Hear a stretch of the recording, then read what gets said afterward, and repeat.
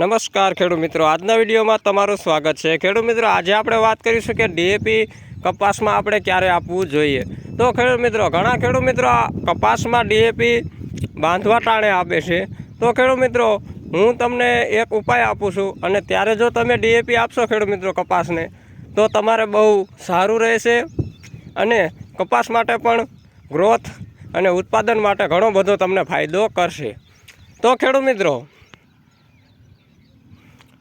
મિત્રો તમારે જો ડીએપી આપવું જોઈએ કપાસની અંદર, તો જ્યારે ખેડૂત મિત્રો તમે ચોમાસાની અંદર કપાસની અંદર જ્યારે તમારા લીટા હોય ત્યારે તમે એની અંદર ઓરી દેશો અને પછી જ્યારે તમે ચોમાસામાં કપાસ આંકવાનું કામ કરશો ત્યારે ખેડૂત મિત્રો ડીએપી પણ સાથે સાથે દટાઈ જશે, ભેગું જમીનની અંદર ભળી જશે અને તે આપણા કપાસને પરફેક્ટ સમયના અંતરગાળાની અંદર ડીએપીનું પ્રમાણ પહોંચી જાય છે।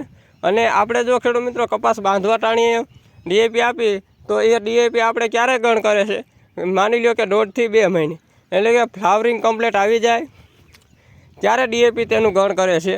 અને તમે અત્યારે ખેડૂત મિત્રો ડીએપી આપો તો આપણે ખેડૂત મિત્રો કપાસના જ્યારે સાંફા બંધાવવાનું કામ ચાલુ હોય અને કમ્પ્લીટ ફ્લાવરિંગ આવવાનો સમય હોય ત્યારે આપણો કપાસ બહુ મજબૂત બની જાય છે અને બહુ મજબૂત બને ત્યારે આપણું ફ્લાવરિંગ પણ ખરતું નથી અને પૂરેપૂરું ફ્લાવરિંગ પણ લઈ લેશે। તો ખેડૂત મિત્રો અત્યારે તમારે ડીએપી આપી દેવાની જરૂરિયાત છે। તમે જુઓ ખેડૂત મિત્રો કે આ મારો કપાસ છે, આ કપાસમાં અત્યારે આવડા સાફા છે અને ડીએપી મેં આપી દીધેલું છે અને ભેગું ખેડૂત મિત્રો ફાળા સલ્ફર પણ આપી દીધેલું છે। આની અંદર ખેડૂત મિત્રો મેં ડીએપી આપી, આમાં ઓરેલું છે। આ ચોમાસાના કારણે ખેડૂત મિત્રો વરસાદ આવ્યો એટલે તમને આમાં ડીએપીનું પ્રમાણ દેખાતું નથી, પણ કદાચ તમને થોડા દાણા તમને આમાં જોવા મળતા હશે ડીએપીના। તો ખેડૂત મિત્રો ડીએપી ઓર્યા પછી આપણે કપાસ હાંકી એટલે જે ધૂળ છે ને એ આમ ઉપર આવી જાય છે અને ડીએપી નીચે દટાઈ ગયેલું છે, તમે જુઓ। અને આ આપણો કપાસ છે ખેડૂત મિત્રો, અને આ મારા કપાસની અંદર મેં એવી જ રીતે ડીએપી આપેલું છે।